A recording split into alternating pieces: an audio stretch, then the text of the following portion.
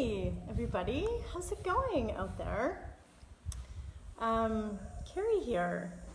I am the founder of this community and the founder of the RunningMoms Wellness Training Academy. And we've had so many new people join this community, and that makes me so happy because this is about health and wellness, not just running your body into the ground. If you're new and you don't know me, I'm Carrie Adam. I am a physiotherapist, I'm a women's health and wellness coach, and I am a mom, I'm a runner, and health is really important to me, not just running a marathon. And your health is really important to me because I see the mistakes that women are making as they are just wanting to run again after babies, and our bodies are different after babies, and we need to honor that and respect that and feel that and learn about that and find ourselves again in this new space, in this new life with babies. And this is whether your babies are 6 months, whether your babies are 6 years or 16 years. Like, as women, our bodies, our hormones, our life, it's always changing, always moving, always shifting, and we always need to be bringing it back to our health from the body, mind, and soul perspective. And that's what I bring to you guys. And don't get me wrong, I push my body hard, but I do it really smart. Health is always my focus, staying injury-free, staying strong, because I always need to feel my best in my body, because that's the only way I can bring the best version of me out to my family. And that is how I train you guys, is how I train the ladies in the RunningMoms Wellness Training Academy, which is my signature program where I give you guys all my training programs. We do health challenges. I bring in experts where we talk about hormones, which we're talking about right now. And I think it is an amazing experience for these runners who are like, oh, it's hormonal. That's what's going on. You know, I can't just push my body and feel better. I actually need to manage my hormones. So that's interesting. We also talk a lot about self-love, body awareness, managing the chaos of motherhood while we're trying to balance careers, lives, and everything else going on for us, right? So today, you guys, I want to talk. Hey, Leslie, I would love if you guys could say hey there. Let me know that you're listening. Ask me any questions you have. Trying to watch other videos at the same time. Oh, multitasking, April. You're going to be a great mom. That's how we live, right? I speak to your core specifically, but this will also be really helpful for you too, April, because core is the core of your running. Hey, Chrissy, welcome. I love that my runners are hopping on here too, you guys. This is awesome. So I want to talk core, you guys. Core is my specialty. Like I said, I'm a physiotherapist, and women's health is what I love to talk about because I wasn't even taught this stuff in school. I had 2 babies. I had a massive discus recti. I went to boot camps. It opened up more. My abdominal contents were pushing out. I was peeing when I ran. I was miserable. I was exhausted. I was broken down. I was having knee injuries. I had no idea about how important the core was and how we needed to adjust and adapt our workouts, our goals for a little while we learn to reconnect to that core after those babies, okay? Because yeah, you think about it, right? Like, those babies are grown in there and you're pushing them out, and then that's all going back. Like, tissues are all stretched and moved around, and for a long time we've been sitting around, we've got those babies and we're hunched over, and like, things are different, our hormones are different, there's all kinds of relaxing, pumping around, making your ligaments open. So there's a reason why I recommend. So people say, well, how soon can I get running after baby? And generally, you know, they say, 5 or 6 weeks for you to get back to exercise. Doesn't really apply to runners because running is such a high impact sport. I was back at 5 weeks and I really destroyed my core. I really destroyed my pelvic floor, and I was thankful and lucky that I had the insight as a physiotherapist into my body to know that this was not normal and this was not right, and I was able to find the info that I needed to fix myself.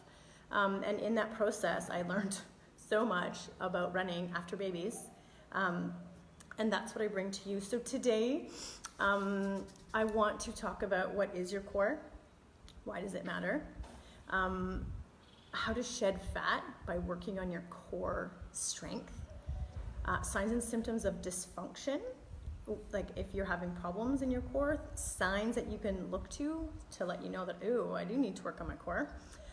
Exercises to avoid to make things worse.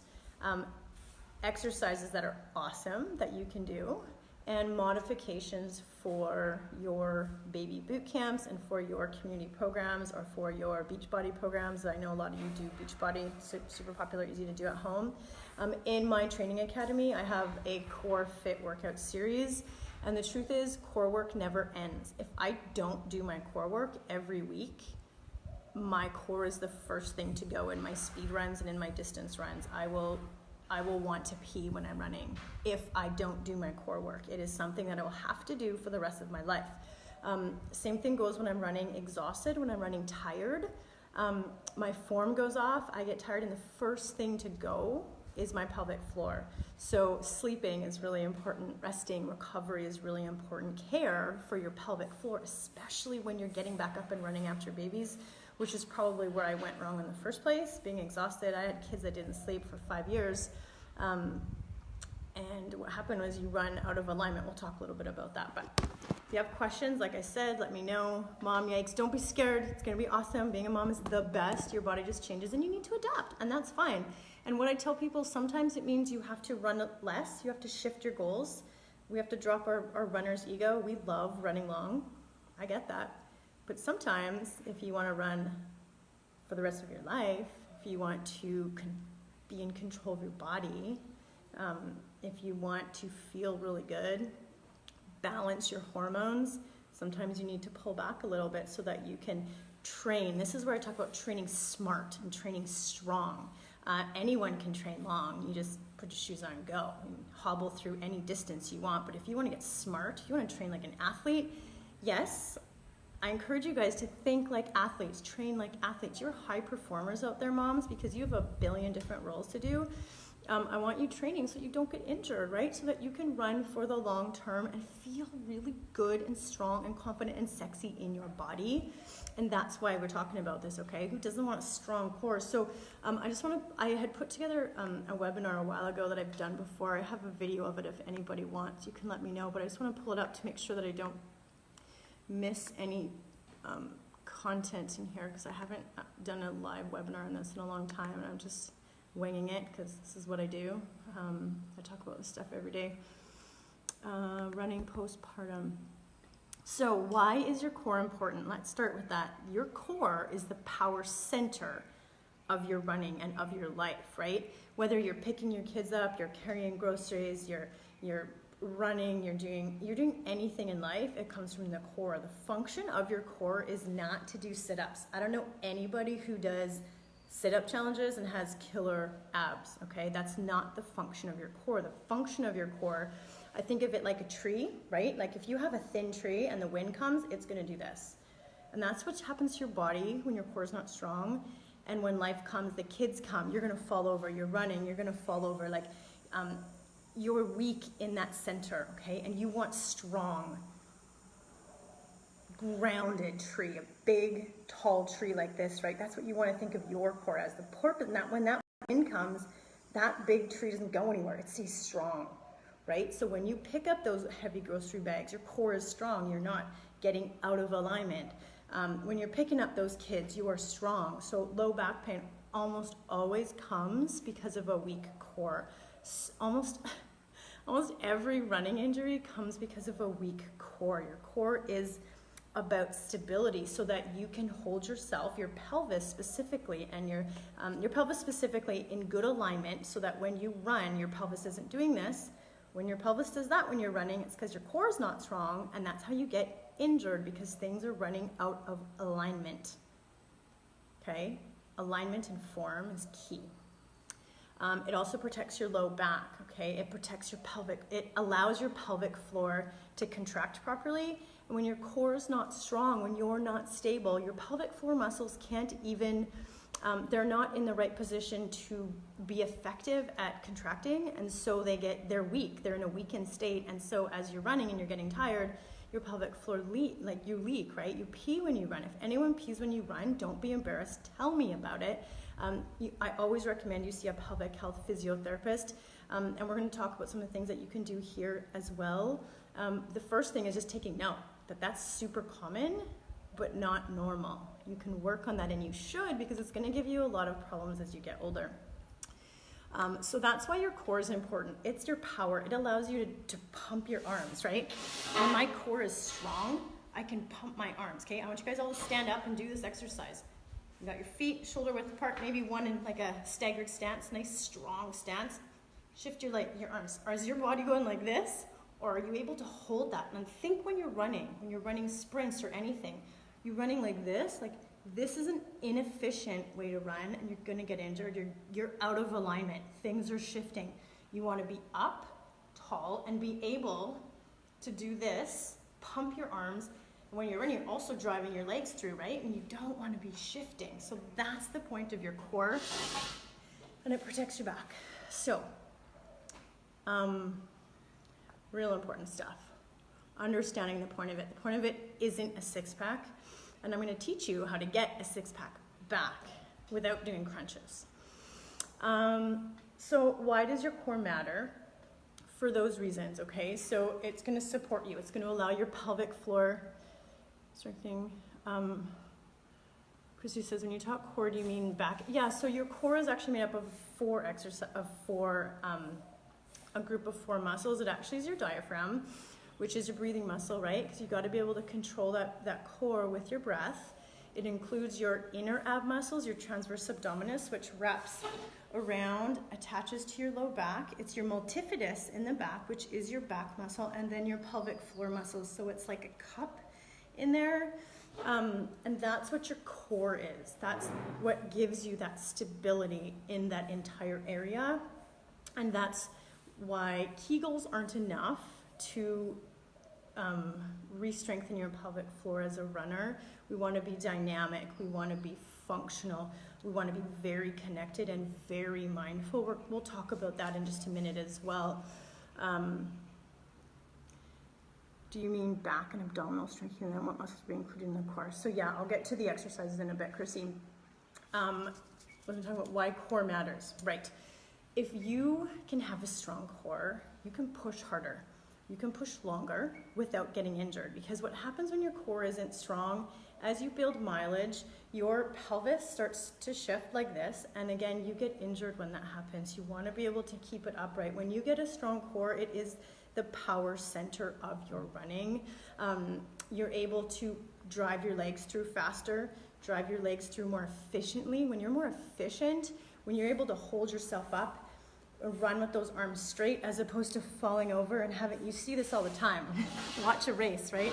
People are running like this, they're all hunched over, right? Like, that's inefficient. Your energy isn't going forward, your energy is going here.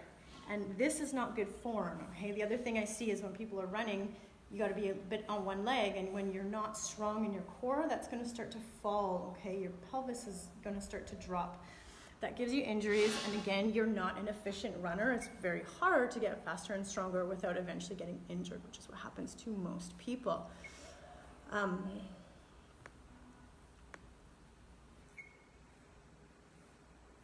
And so how does that help you? How does having a strong core help you shed fat? Shedding fat as a runner is all about your hormones, it's all about your nutrition, it's all about doing the right type of workouts that are gonna build lean muscle and push you into oxygen debt.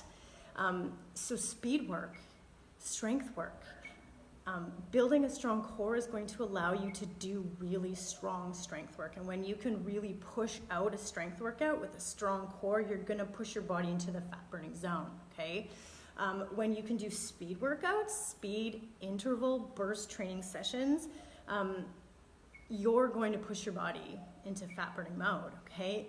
Oxygen debt, and when you repay that, your body repays that oxygen debt from those sprint workouts by burning more fat, and you're gonna burn more fat and calories for up to 48 hours after your workouts. So you can't be doing, if you're not doing strength workouts, if you're not doing sprint training workouts, it's really difficult for your body to be pushed into these zones. And the only way to do really effective strength work and really effective speed training work without getting injured is to have a strong core. And when you can do that, when you can push those workouts really hard and then eat and balance your hormones on the side, which we talk a ton about in the RunningMoms Wellness Training Academy. I released an amazing interview this week with the hormone diva who talked to us all about estrogen, thyroid, cortisol, and insulin, and how we need to manage and balance those to help our body burn more fat. But one of the keys is doing the right workouts, so strengthening your core, getting strong, because when you push those, your body's going to burn fat everywhere, right? I have not done a crunch since I destroyed my pelvic floor in those baby boot camps 5 years ago. I've never done a crunch. I work on speed workouts and full body dynamic, less than 30-minute strength workouts using no weight or equipment. And then I balance my hormones and I eat the right foods to help my body burn fat. But that stems from having a strong core and understanding the connection, the mind-body connection between your core and stronger, faster, more powerful running, and how you can push your body out of those comfort zones, because that's where the good stuff happens, okay? So really important stuff about shedding fat on your core, and that's how you're gonna get that flat stomach again. So dial it back a bit. Let's talk about posture for a moment. When you're thinking about your core, I want you to, take a look at yourself. And most of us know how we stand. A lot of women have this stance, right? Like we're holding our babies. And so our pelvis is sort of turned this way and our shoulders are hunched. And I see this because I watch people all the time. Not judging, just like I notice, because I'm a physio. That's how I roll. Just like if you're in childcare, you probably notice children all over the place. When you're a mom, you notice children. So I look at posture. This is how I roll. So a lot of women are going to be like this. What happens when you're like this? I want you guys to stand up and do this. Your weight is on your heels. And what happens is you can actually feel there's like a pressure going through your backside, your anus there, right? Like that's where the pressure is. And when you go to run, so this puts your pelvis in a funny position. Your abs are crunched forward. You're not breathing very deeply. Your diaphragm's not functioning quite like it should. And this is where a lot of people will run in this position, okay? And when you do this, your pelvic floor is not contracting properly. And so you will often pee more when you run because that pelvic floor is not functioning efficiently, okay? So there's that posture. So I want you guys to start to shift out of that. And actually, I find it a little bit hard to breathe this way. Not hard, like I can breathe, but when you shift it up, stick the girls out, right? Oh, you can almost like take a deeper breath and feel lighter on your feet. And what happens to your pelvic floor at that point is that now everything is in from this position, we're in this position, and that weight is more forward, and you're able to feel your pelvic floor engaging naturally, okay? So something I want you to try in this position now. So this is a great exercise to do. You can do it on all fours, you can do it in standing, and just breathe. Just unlock those pelvic muscles. Open those shoulders up, okay? So open those shoulders up, reach it out, try find that neutral position for you. You can see my shoulders are now back. This was that old posture. Opening it up, okay? So this is where some upper body stretches are also important, part of running. I want you to do, this is the forward ski jump. I want you to lean that weight forward, so you're shifting from your ankles and you're coming forward and back. Okay, so when you're forward, pelvic floor, this is a mind-body connection that you might not feel, but you need to practice, because this is how you get that pelvic floor firing and connected, which is the first thing you need to learn about your pelvic floor and how to do it.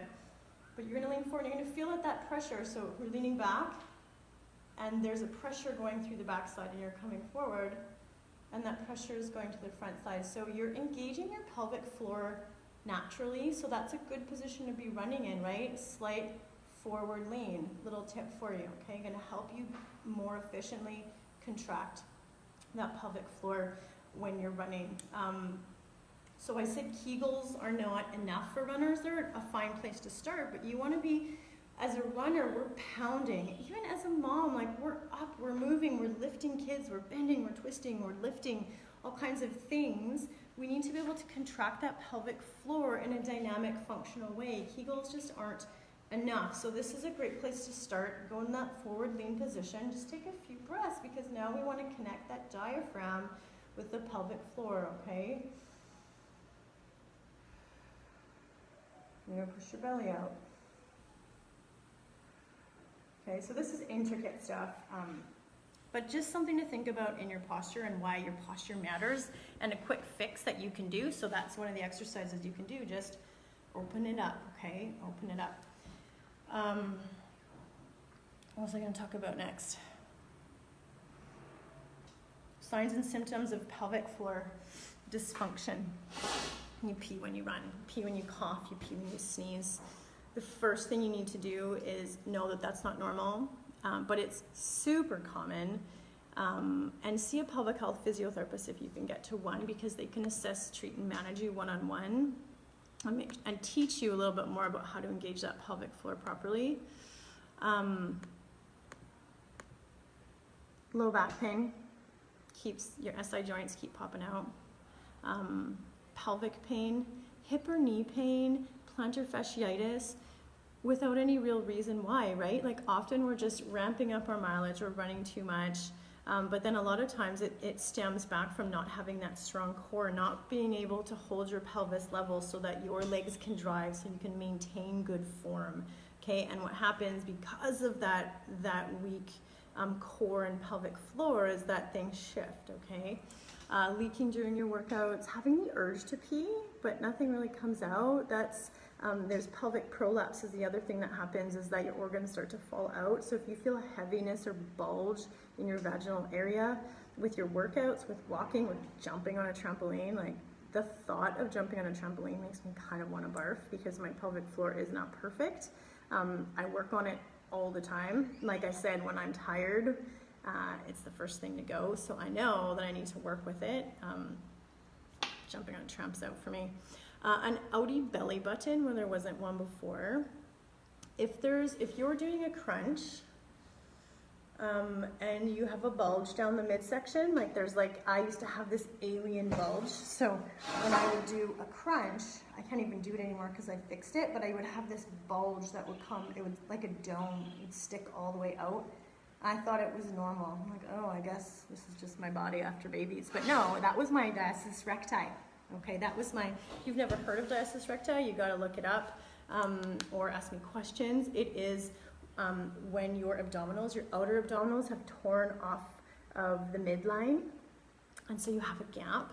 It's really quite normal after babies, but that doming is a sign that you have a diastasis recti, and so your abdominal contents are pushing out through there. And again, that just makes it really put your body in a funny position, making your pelvic floor really inefficient and not being in the right place to fire properly. So they get weak and they give out, and you pee when you run, and you get pain, and you have instability in your core. So they're all connected, okay? Maybe you look pregnant and you're not.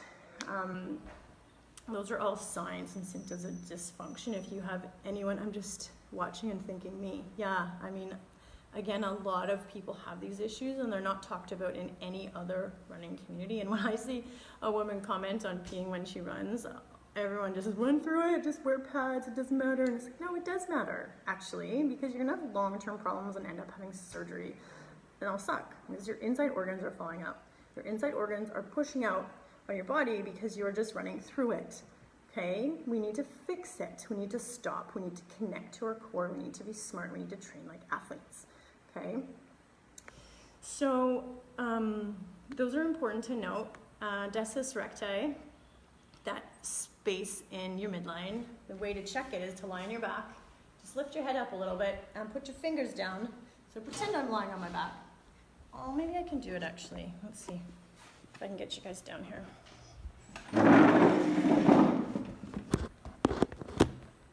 So to check if you have it, you want to lie on your back. You just want to lift your head up just a little bit, and then put your fingers down at your belly button. all the way down. Is there a gap there? And go up a little bit and down a little bit. And I've got a 3-finger gap, sort of all the way up and down. They say, you know, again, some people will have a whole hand they can stick down there. Some people will have 2 fingers. Some people will have 4 fingers. The key is, are you symptomatic? Are you having back pain? Is your SI joint popping out? Are you peeing when you run? I have a 3-centimeter gap. I don't have that dome anymore. I still get weak in my pelvic floor when I get tired, but I know how to dial my training up, my runs down. I know how to gauge my paces based on my pelvic floor so that I'm not just pushing through and making it worse. So I'm not symptomatic with that, and that's why I work on my pelvic floor to keep it where it's at and to fix it any more than I can. It is just who I am at this point. Because I worked on it, right? But if you've never heard of it, you've got these symptoms, you've got these signs, you've got to work on it. So that's a really important one. So what did I say next? Exercises to avoid. You want to avoid crunches. Oops, what did I do? I changed my lighting. You want to avoid crunches, push-ups and planks, generally, if you have those problems, because those increase abdominal pressure that pushes your belly out. And we want flat tummies, we want tight tummies, we want cores that are efficient and firing properly. And when you're doing a crunch, I'll show you, when you're doing your crunch, what happens is you're pushing all that abdominal pressure to your lower abs and it's pushing out. And so you're doing the exact opposite of what you want. And remember, the function of your core isn't to do crunches. Like, that's not a functional activity in any way. The function of your core is to hold you up strong and allow you to do this, allow you to drive your legs through, allow you to run up hills, allow you to pick your kids up. So you want to train that core to do those sorts of things, okay? So I don't love crunches. They're not going to help you get flat abs. They're not going to help you release any fat from your abdominal area. Often abdominal fat is due to hormones, cortisol, thyroid, stuff like that, and the wrong exercises, okay? Not sleeping raises cortisol, makes you put on fat, especially in your midsection. No amount of crunches is going to help you. Like we talked about before, we want to be able to do strength workouts. We want to be able to do sprint interval workouts. Build a base of fitness so that you can push out 20-second Tabata style speed workouts, which I give you in the Training Academy because they work and they're awesome and they only take 30 minutes. So I also don't love planks when you have these issues, okay? Planks are fine. Like, I'm strong enough now, I can do planks. They're fine. But for most people, we're not strong enough, because the same thing, when I used to have that abdominal doming and I'd come down into this position, it's a lot of pressure in here, a plank, okay? So what would happen is that dome was my abdominal organs pushing out because my muscles aren't strong enough, but not anymore, right? Now I can, and I've got to focus on this, okay? But for most people, the plank is not appropriate. So any of those crunches, sit-ups, bicycle crunches. So if you're at a baby boot camp, if you're at a boot camp of any kind, I was at like a high-end boot camp, and they were doing tons of planks and tons of push-ups and tons of bicycle crunches and all kinds of crazy things that were making me worse. So if you need to adjust, what are you going to do instead? Okay, because it's not like you can't do anything. There's a lot of core work that you can do. One of the exercises that we did already, I love it. Staggered stance. Nice tall posture, unlock those hips, okay? Slight forward lean, so you're engaging that pelvic floor, and you're gonna do this as fast as you can without doing this, okay? This is engaging your pelvic floor while you're doing this, engaging your transverse abdominis, engaging your multifidus, and you're breathing at the same time. You're working your core, and it's runner focused, right? Because we wanna run. We need to do this. We don't need to do this, okay? We need to do this. Love that exercise. Side planks. Love side planks. We're coming here. It's a static exercise, but it's a really good one to do because it engages here. I start here. Again, what you want to do to start even, some people when you're really brand new to this and you're a beginner, you haven't done this, you can start against a wall. Just lean on the wall. You're going to feel that. That might be enough for you, okay? If that's fine, then you come down. You can go to your elbow. Elbow, and come up. Okay, and come up to here. So what I do, I lift my leg up. You can see that. I drop my hips. I lift up. I do rotations. Okay, kick my leg up. All of this dynamic core, okay, without pushing the abdominal contents out and making those digestive issues worse. That's a good one. Another one, you can do push-ups, and where I love to start people for push-ups is against a wall. So pretend I'm standing up here, but you're gonna come and lean against the wall, right? You're gonna feel abdominals turning on. You're gonna feel your pelvic floor turning on. You can do your push-ups. I'll stand up actually so you get it properly. But this is where you're gonna start, like this. Your body's up tall. You're gonna do push-ups, okay? You're working your core, your back is on. You're breathing, you're working with your breath. Okay, you can do your mountain climbers here. I guarantee you, if you do those workouts, you're going to start to engage this, and then as you do that for a while, you're going to be able to bring that incline down, so then you bring it to a chair, okay? Oh, there, you can kind of see that dome a little bit almost, a little bit, but I can fix it, right? Still hard though, constant work, but here you can do that, you can do your push-ups at an incline, okay? So you don't have to go straight to horizontal, because for most people, it's too hard and you're hurting yourself. So those are really important. Again, like we did at the beginning, I showed you how to have that forward lean in your body, how to fix your hip position, your posture, be really in tune, in touch with when you're running, really important. What else was I going to talk about, you guys? Does anyone have any questions? So we talked exercises to avoid, exercises that you can do. Oh, and then I guess like all of the other exercises like squats, lunges, side lunges, all the really good strength workouts for runners can be a core workout when you understand your posture, when you understand how to connect your breath and your pelvic floor with all of your movements. Everything can become a core workout when you're running and you're holding your body up strong, and when you're tuning into the time when you're starting to fall over and you're starting to reduce your form. That's when you need to walk or slow down so that you can pull yourself back into good alignment, good form, let that core rest, and then turn it back on again, okay? So that's all really important stuff. So all of your strength workouts, my runners do strength workout every week. I am super pushy about building strength before distance because I don't want people getting injured. I know that our running is really tied to our emotional health, and when you get injured and you can't run, that sucks, right?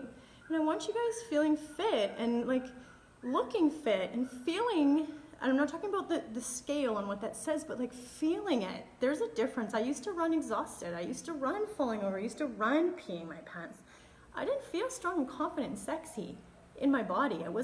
I felt foreign. I felt like my body was letting me down. I felt like I was letting me down, and this was like my new normal, and that sucked. I didn't like it. So I tuned in and I learned about my body, and I learned how to push it strategically and intelligently.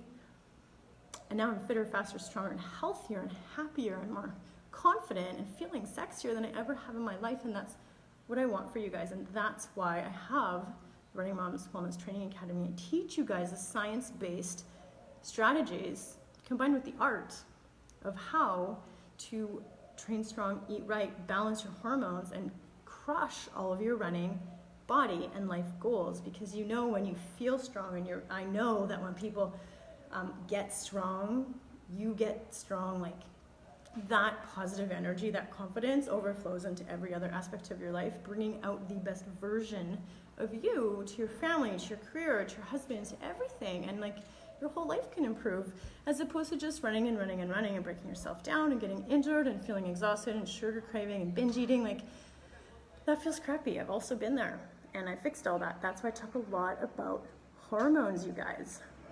And the myth that more running and less eating is the answer to weight loss and fat loss. It isn't. It's actually the opposite, and if you're stuck in that cycle, it's hard to get out of. It's a really tough myth to break in your brain. Less running, more food, but it's not just less running, it's more strategic training, which includes core work, strength work, speed work, as opposed to just running and running, dragging yourself across the marathon finish line. And I get that. I know we love to run marathons. I know that we get high and we run for sanity and all that stuff, but trust me, when you take a few seasons to tune into your body, to get strong in your core, get strong, build lean muscle so that your body can transform from the sugar craving, sugar burning, exhausted feeling to feeling ramped up and energized and focused and clear and burning fat and running strong, you're going to be able to push your distances with so much more strength and confidence and way less injury than you ever did before. So that's why the Running Moms Wellness Training Academy exists. It is closed right now. I do have a few things for you guys though. In a couple weeks, I'm going to be doing another 5-day.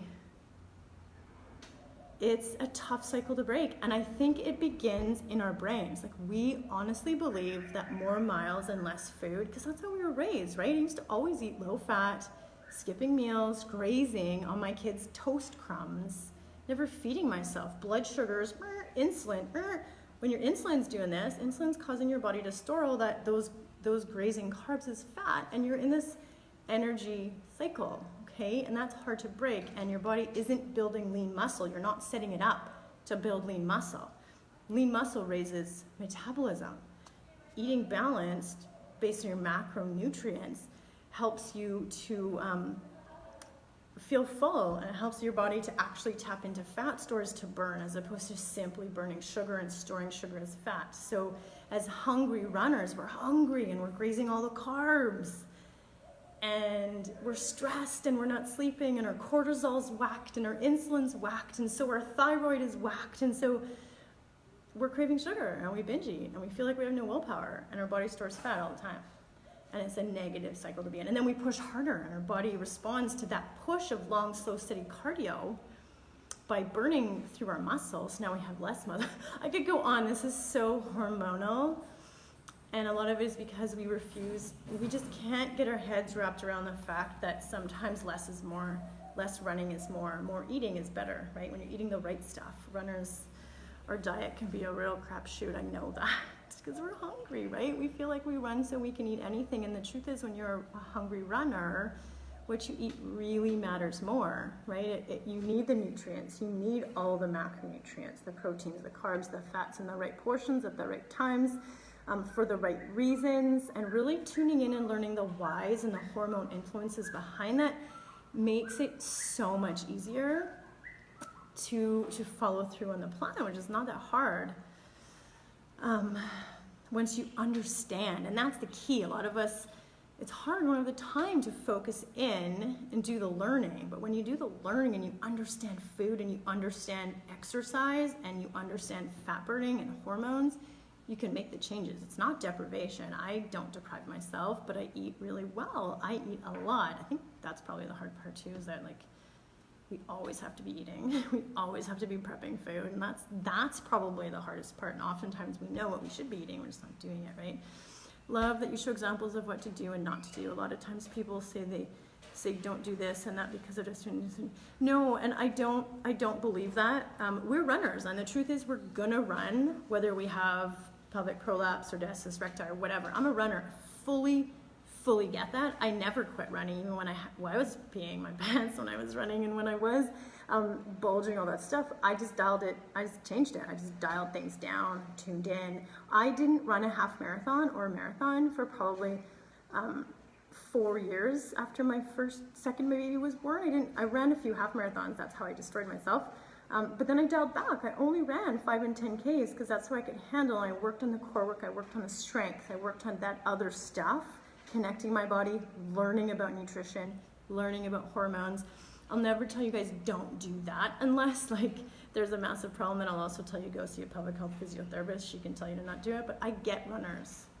I get you guys. Like, that's why we're connected here. That's why I put us together in this tribe. Other people don't get us. Health professionals don't get us. We just need to really understand our bodies if we want to run through this stuff, if we want to run and be healthy and fit and strong for life, which is the point, right? Like, I love running. It's my sanity. I can't stand the thought of never doing it again, right? So we have to be strong. We have to tune into our bodies. We have to become the best versions of ourselves, right? That's how I think of it anyways. When I do my strength work, when I do my core work, it's because I want to be a better runner. I want to run for longer and stay injury-free. That's why I do that part. And everyone says, well, I'm a runner, I only like running, and I don't want to do the strength work. But you know what? That's a really beginner attitude, and I want you guys to up-level. Think like athletes. Like, what's her name? Shailene Flanagan, who won some big race, has this amazing cookbook. Like, she doesn't just run. And I know she's a pro, but we got to work like that too, right? Like, there's no reason that we can't train like athletes, even though we're busy moms at home with kids trying to balance life with career and motherhood. Like, it's fine. We're just up level. We're badass over here. If you run and you're a mom, you're badass, period. So let's, I'm going to push you guys to train like that. I've been following a strict training schedule since January, yours, and I lost 2 pounds, but I feel like I can see how much stronger I've become, but it's really hard not to watch the scale. I don't need to lose weight, but it's how my success has been measured for so long. It's really hard to break that mindset, but honestly, it's been so freeing. Yes. Oh, Leslie, I love getting your updates because I know you're following me. I know you're following my plans. I know you're doing stuff. And I haven't stepped on a scale for 7 years. I could care less. When I step on the scale, I get nervous. I'm like, oh God, what's it going to say? But the truth is my clothes fit good. I'm running really strong. I feel really good. So I talk a lot about fat burning and fat loss and all this stuff and running strong and being confident in your body, but I don't talk about that number on the scale. Okay? I talk about good form, good alignment, meeting your body where it's at, feeling the feelings of all of this stuff. That's my next interview with Sarah Best, who's the nutritionist who doesn't like to talk about food. We talk a lot about the feelings of trying to lose weight, trying to be healthy, trying to be at our best. We've been trained to eat less fat, no fat, eat less, diet, push our bodies into the ground, and judge ourselves based on the scale. Those are hard things to break, right? That's why I do what I do, trying to teach you guys. And this doesn't, someone just doesn't, it's like this whole body love thing. Like, just look in the mirror and tell yourself you love yourself and love your body. I believe you have to work to love your body. It doesn't just happen. It works by doing the strength work, doing the core work, connecting to your body, loving how it feels, all of that. Yes, high five. It comes down to like loving how you crush a hill session. I just did an amazing workout this morning. It was 32 minutes, 5-minute walking warm-ups. I love my walking warm-ups. It was 45 seconds on, 15 seconds off, and I did high knees, butt kicks, skips, lateral side steps, walking lunges, and then a full-out sprint. And I did that 4 times, and I felt like a badass. And it felt so good. I was sweating and hard, and like, I love how that feels, and I'm getting stronger every time I do these workouts, and I love, like I feel comfortable in my clothes, I feel strong, I feel sexy with my husband, which was not the case years ago when I wasn't training this way. I was just running out of desperation, running for sanity, and I ask you, this is the stuff we get into. We get deep in my academy. It's not just, here's your program and follow it, because if you want that, you can follow anyone's program or grab a download. You don't need me, you don't need to be here. But if you want to dive deeper into those questions, like I ask those questions, like if you're just running for sanity and you're still believing that running an ultra marathon and eating, not having enough time to feed yourself is going to help you hit your goals, like why are you doing that? Why do you believe that? What are you running from? What are you scared of with food? And I know that a lot of us have those issues. I've been through this for myself, and I've connected all the dots, and I've done the really hard work. I've felt the feelings of all of that stuff, and not loving my body, and being afraid of food, and not wanting to get fat, and all of that stuff. But when I started to put the work in, learn the science, and start to get real results by pulling back my training, upping my nutrition, and my self-care, my sleep. Once my kids were sleeping a bit better, which they still totally don't sleep through the night. I probably average 5 hours of sleep a night, broken up. Things change. Like, that's a game changer. That's the stuff I teach you in the Running Moms Wellness Training Academy. It's not just running, although I do have really killer strength programs. Yes, carbophobic, right? I'm terrified to get fat. Like, let's just call it like it is, right? So I run a lot. And I'm scared of food, I'm scared of carbs, yet I'm craving carbs all the time, so I'm like binge eating them when no one's looking, but thinking that's okay because I run, not eating the protein, not eating the fat. My body is a hormonal mess that's just storing fat in my midsection and my thighs. Right? You guys, I did put together a guide. It's a fat burning guide for runners, a beginner's guide to fat burning for runners, I think I called it. It talks a little bit about what you need to know about metabolism, what you need to know about calories, what you need to know about some basic hormones and blood sugars, and then the right kind of workouts. If you guys want that guide, please put your email below or personal message me and I'll send you that guide. It's kind of like just a cheat sheet. It's really quick. It's probably 4 pages maybe, but it's got some real fat burning isn't about counting calories. What is it about then? Macronutrients. Oh, I don't eat breakfast. Okay, so if you want that, put your email below and I'll get that for you. I'll send that to you and I'm here to answer all your questions. Not next week, but the week after, I'm going to be leading the 5-day Get Fit, Lean, Learn to Run Strong coaching program. Hello, me, absolutely. I will send that to you for sure, Cami. Honestly, it's game changing. It's like the interview I just released in the Running Moms Training Academy. When it opens in 3 weeks, if you guys hop into the academy, you're gonna get access to that interview. The women are like, oh, that makes total sense. I'm so glad I just watched that. And it's adjusting your training so that you can actually hit the goals that you want to hit.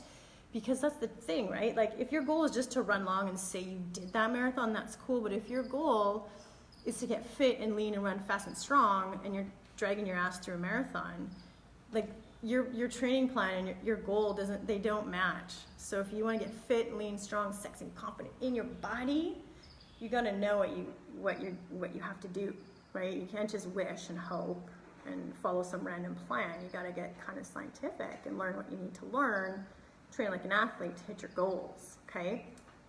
And that's whether you're a beginner or a non-beginner or an experienced runner. And not everyone is about losing weight. I actually wasn't needing to lose weight back in the day. I was losing muscle, and I just was like really weak and lethargic, and I had like zero muscle. I love having my sexy arms back. I love having my lean muscle on I have big legs, like they're muscly, and I like that. That's how I run fast. And when I was really struggling with my nutrition and my hormones out of whack and running for sanity, I was burning through muscle, lethargic, sugar craving, and my body was just eating all that muscle. So I was really weak, and that's how I got injured. So Amber, hey, I think you bought the guide yesterday, so you've got the full guide with the sample meal plan and the interview with Laura, who's a holistic nutritionist who focuses on fat loss based on balancing blood sugars, and that interview is killer. So watch it, let me know what you think. It makes sense when you learn about your food and how to digest it, and how it digests, so that you know how to eat properly to balance your blood sugar, so that your body can burn fat all day long instead of burning sugar and storing it as fat all day long. So this started off as a core, talk about your core, and turned out into a talk about your hormones, but that's okay because it's all connected, right? Like, being a good runner isn't just about running, it is about doing the right workouts, understanding metabolism, balancing your blood sugars, managing your recovery to get your cortisol in check, understanding your thyroid so you put your body into fat burning mode and not just be shutting down your fat burning hormones, and then about your estrogen, which is really important too. I'm putting together a guide right now on hormone balancing for mother runners, so that will be coming up next, because it's stuff that we need to be talking about. And my training program addresses it all without, I haven't had the guide, I mean it's specific, but we work on all of the stuff, all of the things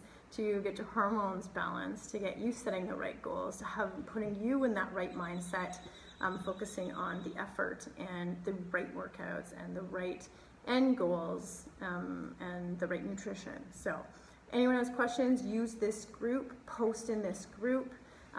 Look out if you want that guide. Let me know, comment below, I will send it to you. If you want the full-on complete guide that goes deep into macronutrients and blood sugar balancing and includes an amazing interview with a pro and has a 5-day meal plan, that's gonna be in the email that I send you, the link to that with the super promo price. And I have attached a price to it because if I give it to you for free, most people don't read it, they might not even open it. If you buy it, you're gonna read it, you're gonna pay attention to it, you're gonna ask me questions, you're gonna learn something from it. I need you to put some skin in the game. I've given stuff away for way too long and no one pays attention. So there we go. So I'm gonna let you guys go. I'm gonna get back to work here, but I will send all those emails over your way, you guys. And keep your eyes open, your ears open, check your emails for stuff from me because I'm gonna be releasing the details of the Get Fit, Lean, Learn to Run Strong challenge, where I'm gonna teach you guys physical training components you need to be doing, nutrition components, how to create a healthy gut microbiome, which is really important, how to balance your hormones, and how to create the right mindset. Hit your goals, balance it all in the chaos of life, career, motherhood. Take care, guys.